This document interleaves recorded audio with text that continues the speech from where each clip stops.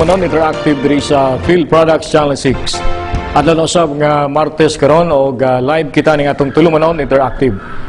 Ang atong guest karong gabi na mao ang atong spiritual advisor ni Presidente Benigno Aquino III og sa pamilyang Aquino o usab siya ka pangulo sa Philippine Orthopedic Center Pastoral Care Team gikan sa Kauluhan. Ang atong guest karong gabi na mga igala live karon diri gyud sa atong programa si Reverend Father Arnold Abelardo. Father, good evening. Hello, good evening at maayong gabi po sa buong Negros Oriental at sa Dumaguete City. Tayong text dito. Meron ba kayong mga outreach programs ang Philippine Orthopedic Center sa Negros Oriental? Yung pong maganda pong tanong yan. Actually, yung mula po sa Philippine Orthopedic Center sa tulong po din ng DOH, Department of Health, DSWD, nagkaroon po kami ng opportunity na mag-outreach. At yun nga po yung aming pastoral care, yung Lakbay Kalinga.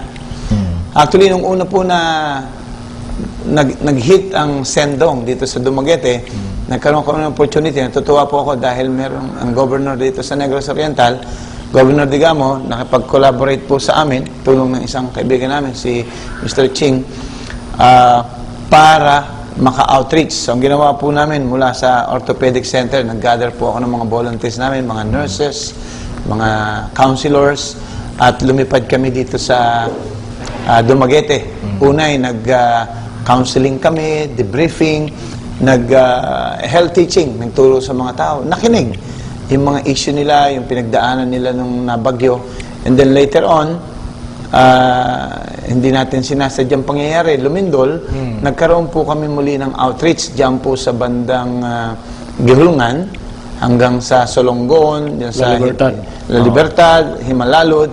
At nakita po namin talaga yung kalagayan ng mga tao doon, yung mga nalindol. At sa tulong po ng DSWD at sa encouragement po ng hospital namin at ng DOH, nakarating po ulit kami dito sa tulong din ni Governor Digamo. Nakita po namin doon sa tao, simpleng tao po yun si Governor, na paano yung pag-iikot niya doon sa mga biktima niyon. So kami, hindi naman po kami mga political leaders o ano, nandun yung aming pagpapahalaga na marami talagang kawawa nasa evacuation center. So, ang ginawa po namin, doon sa 2 linggo namin na yun, matapos ang lindol, inikot namin yung iba't ibang evacuation centers. Nagdasal, kinausap, nakinig po kami sa mga kalagayan ng mga taga dito sa Negros Oriental. Pag umiiyak sila, nandun lang kami.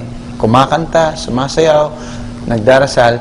At malaking pasalamat po kami dahil nga na ikot namin sila hanggang dun sa kaduluduluhan ng Sulonggon. At yun nga, mabuti dahil sa mabuting leadership din ni Governor Digamo. At in-invite niya kami dito para maka-outreach din dun sa mga tao doon.